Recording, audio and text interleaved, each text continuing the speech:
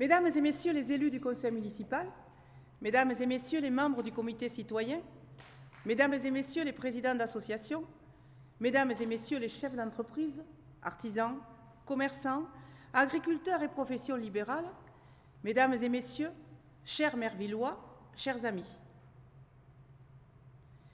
Cette cérémonie est pour nous, élus, un moment marquant de la vie de notre commune, un temps de rencontres, d'échanges mutuels, de souhaits sincères et d'intentions bienveillantes. Comme à l'accoutumée, il permet d'oublier l'espace d'un instant les aléas de la vie. L'édition 2022 de la cérémonie des vœux se déroule une nouvelle fois dans un format inédit, toujours en raison du contexte sanitaire lié à la pandémie du Covid-19. Au regard des directives gouvernementales et préfectorales, nous sommes contraints, avec regret, d'annuler les vœux en présentiel. Néanmoins, soucieuse du lien de proximité avec les administrés mervillois que j'essaye de tisser au quotidien, j'ai décidé de vous adresser mes vœux les plus sincères par l'intermédiaire de cette vidéo, entourée de mon conseil municipal et de 2 représentants des forces vives de notre commune. Avant toute chose, je vous présente au nom du conseil municipal tous nos vœux les plus chaleureux pour 2022. Que cette nouvelle année vous comble de ses bienfaits et soit synonyme de santé, bonheur et réussite, ainsi qu'à tous les êtres qui vous sont chers.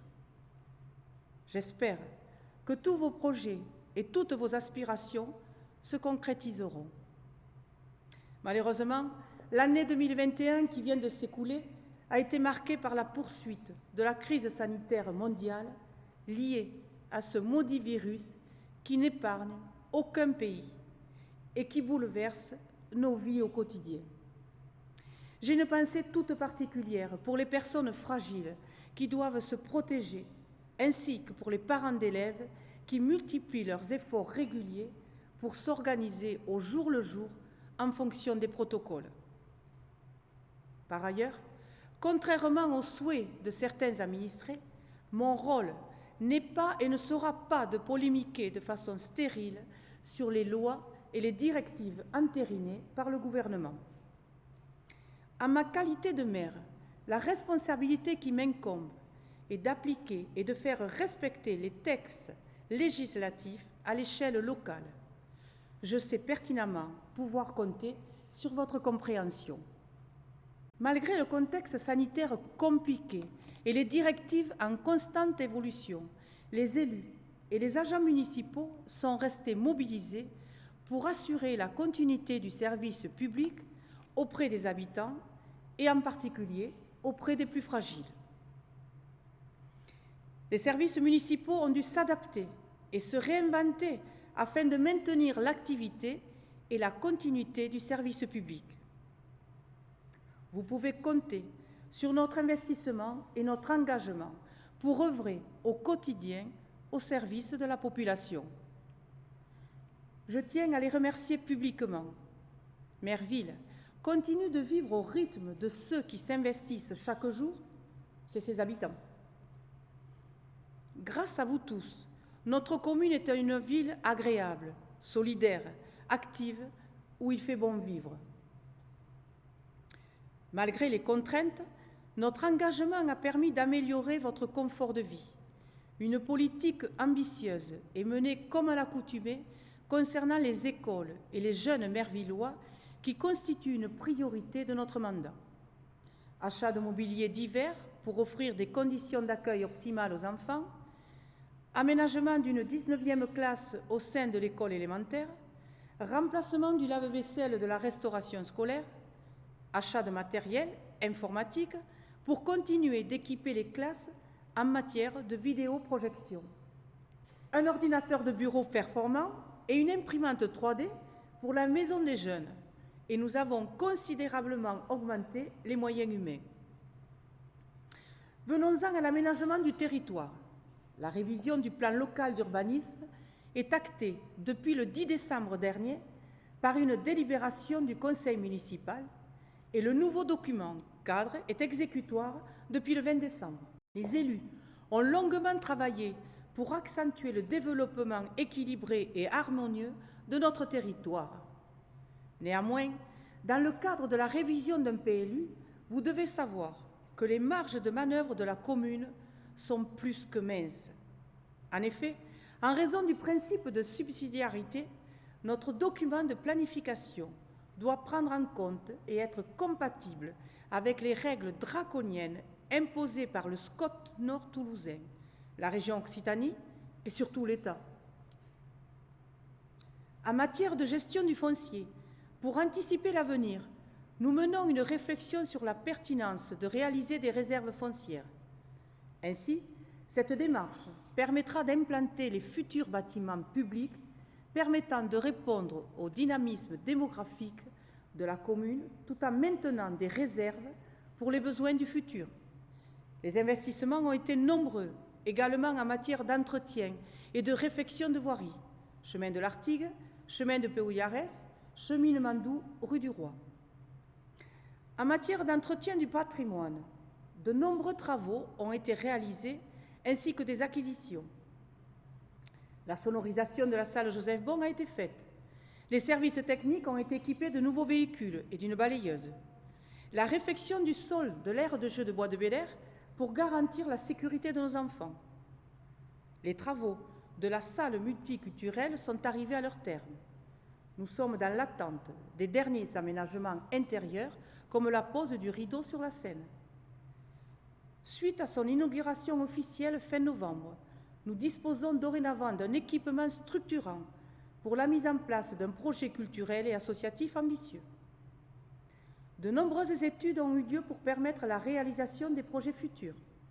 En effet, l'année 2022 sera marquée par la finalisation de 3 projets structurants qui témoigneront du dynamisme de la commune. Le nouveau groupe scolaire, zone de l'Artigue, avec une ouverture en septembre 2022. J'espère que le planning sera respecté. Après les travaux de gros œuvres, les ouvriers sont en train de poser la charpente du bâtiment. La bibliothèque-médiathèque qui sera implantée entre la mairie et la salle multiculturelle dénommée Arpège. Les travaux de gros œuvres et de charpente sont terminés et les entreprises réalisent les travaux intérieurs. La rénovation de la toiture de la salle polyvalente qui devrait débuter dans les prochaines semaines afin d'améliorer le confort des utilisateurs. Par ailleurs, si les ressources financières le permettent, je souhaite porter un projet de construction d'une halle couverte, place de la République, pour renforcer l'attractivité de notre centre-ville. Nous continuerons nos efforts sans relâche pour garantir la sécurité de la population mervilloise. Notre détermination est sans faille pour lutter contre toutes les formes d'insécurité qui peuvent troubler la qualité de vie des habitants. C'est pourquoi les effectifs du service de police municipale ont été renforcés par le recrutement d'un 4e policier. Les plages horaires du service seront étendues et un travail de terrain et de contrôle sera réalisé. Tous ces projets permettent de préparer notre commune à l'avenir et de l'adapter aux enjeux de demain. Cette transition me permet d'aborder la question des finances locales.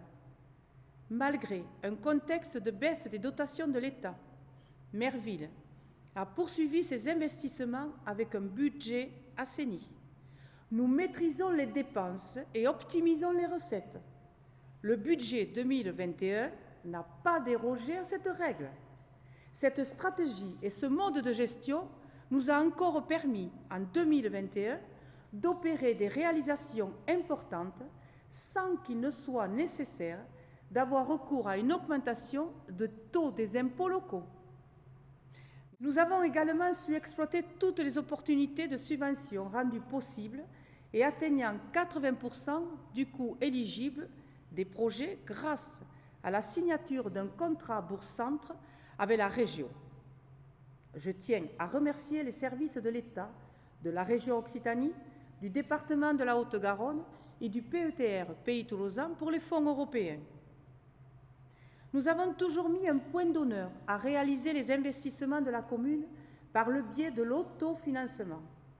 Toutefois, pour financer le futur groupe scolaire, nous avons été dans l'obligation de souscrire un emprunt qui s'est traduit par l'augmentation de l'endettement sans pour autant obérer nos capacités financières. 2021 aura été aussi une année d'engagement et d'espoir, avec l'installation de nouveaux élus dans nos instances. Le nouveau conseil municipal, installé dans des conditions inédites, aura à cœur de continuer dans la transparence à poursuivre le travail engagé. Je veux aussi remercier l'ensemble des élus municipaux pour tout le travail et l'engagement sans faille dont ils font preuve et qui permettent de faire évoluer notre commune, surtout avec cette année passée aussi difficile et éprouvante qu'elle le fut pour chacun d'entre nous. Pour être encore plus à l'écoute des Mervillois, nous avons créé le comité citoyen, instance consultative de démocratie participative. Forts de ces 11 membres de la société civile, ils sont volontaires pour accompagner et enrichir de leurs propositions les différents projets de la commune. Je souhaite les remercier pour leur implication. Enfin, je voudrais avoir une pensée particulière pour toutes les personnes qui ont été impactées par les récentes intempéries début janvier. Le réchauffement climatique et ses effets néfastes n'épargnent pas notre commune et selon les scientifiques, les événements de grande intensité devraient se multiplier. Nous serons amenés à réaliser des efforts collectifs pour favoriser les gestes écologiques au quotidien et respecter l'environnement dans son ensemble. Pour tenter de limiter au maximum les dégâts qui pourraient survenir, la commune est équipée de fossés sur les axes structurants qui jouent pleinement leur rôle pour retenir l'eau. Ils sont entretenus régulièrement par les services de la commune ainsi que par les équipes du département de la Haute-Garonne. Toutefois, même si nos efforts ne sont pas vains, la violence et la soudaineté des intempéries dépassent parfois les possibilités de l'intervention humaine.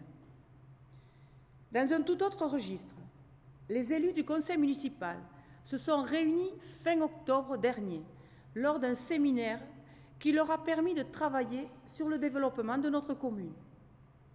En effet, un travail conséquent de prospective doit être réalisé et s'ancrer dans nos pratiques. Comment voyons-nous Merville dans 20 ou 30 ans? Quel visage souhaitons-nous lui donner pour l'avenir? Ces questions légitimes doivent déterminer des pistes de réflexion pour le travail qu'il reste à accomplir. À ce titre, un sujet a fait consensus au sein des groupes de travail, à savoir les cheminements doux. C'est pourquoi le conseil municipal souhaite appréhender cette problématique. Ainsi, avec l'aide précieuse des services de la communauté de communes des Hauts-Tolosan, du département de la Haute-Garonne et du comité citoyen, nous nous attellerons à établir un plan d'action pour la réalisation de ces cheminements doux qui vont répondre aux nouvelles attentes des administrés. Pour l'année à venir, je reste animée par la volonté de servir l'intérêt général et surtout l'intérêt de la population mervilloise. Une commune reste le lieu de proximité par excellence et je me suis toujours engagée à être une élue proche de ses habitants pour tisser des liens étroits avec vous. Telles sont mes valeurs et je n'y dérogerai pas pour 2022. Je terminerai ce discours par une touche d'optimisme. Faisons le vœu tous ensemble que 2022 soit une année de confiance et d'espoir retrouvé. Faites attention à vous, préservez-vous et respectez scrupuleusement les consignes sanitaires. Pour conclure, au nom du conseil municipal, du comité citoyen représenté par Gilles Martin, des associations représentées par Samuel Picard, président du handball, et en mon nom, je vous renouvelle nos vœux les plus sincères et les plus amicaux. Vive Merville!